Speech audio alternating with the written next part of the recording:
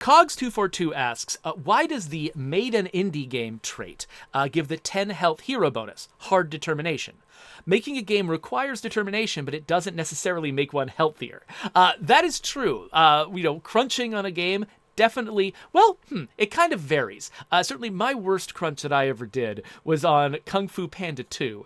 And because I was basically living at the office and my office had a gym and getting food was inconvenient, I actually ended up in the best shape of my life while I was making that game. Unfortunately, I didn't see my family for 6 months. So on balance, it wasn't a good idea, but physically I was actually very healthy because anytime I wanted a break from my desk, I would go downstairs and work out and I wasn't just overeating like I usually do when I get under stress, just because of the circumstances I was under. So technically, crunching on a game can potentially make you physically healthier.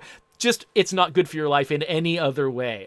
And it's only, very specific circumstances that can get you there. But that wasn't really the question. I feel like the deeper question here is, what is the relationship between determination and health in my mind? And so, when I was working on the traits, I was trying to think of, what kinds of traits should contribute to health and what kinds of traits should contribute to stamina. And, obviously getting a lot of exercise, working out, getting into sports, other physical activities, that felt like that would contribute to stamina. If somebody has a lot of that in their past, they've got a lot of cardio, it feels like they should have higher stamina.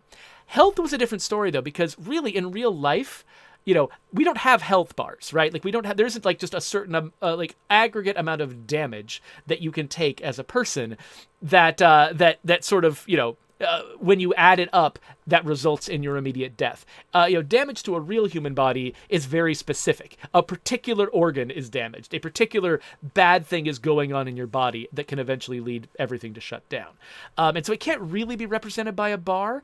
And so when I'm thinking about what that bar actually represents, I think it does to some degree represent the cumulative damage to your body, but I think it also represents your character's willingness to keep fighting, even in the face of all of that pain and all of that, everything else is going on in their body. So it's partly the physical side of the damage that you're taking, but it's also partly the emotional side. Because how a character tends to die in our game is they take a lot of that aggregate damage, and then they get an opportunity to hammer a button and get up again and keep fighting. And then they take even more, and their max health is even lower, and they fall down again, and they try to hit that button to get up again, but maybe this time they aren't able to get up.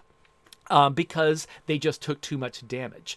And so the way that I started thinking about when I was making the traits, the way I started thinking about health was partly it's your body literally being healthier, but partly it's about your determination, how willing you are to go on in the face of adversity. So that a character who has a lot of health, has a long health bar, isn't necessarily a character who's physically healthier. In some cases, it's a character who's got a high pain threshold. It's a character who's just got a lot of high willpower and determination. It's somebody who will get up that third time after they're downed by the zombies two times in a row. They'll get up that third time instead of just succumbing.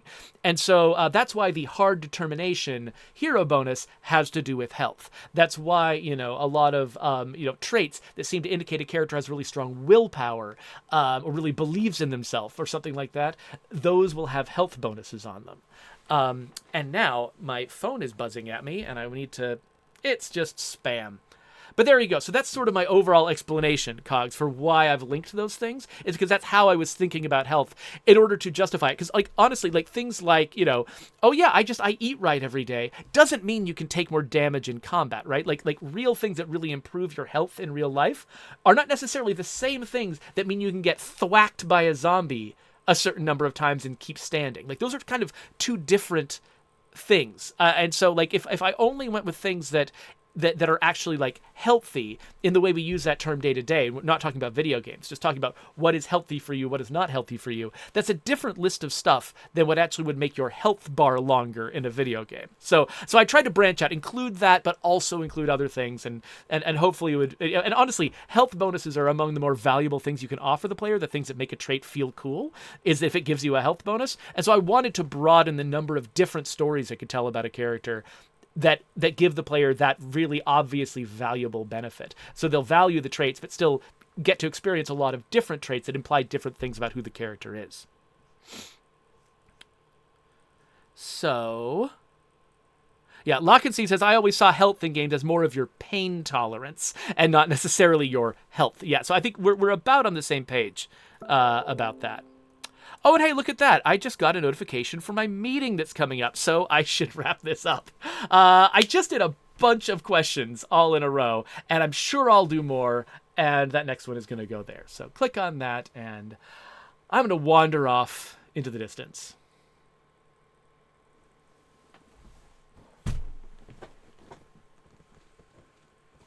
Okay, well,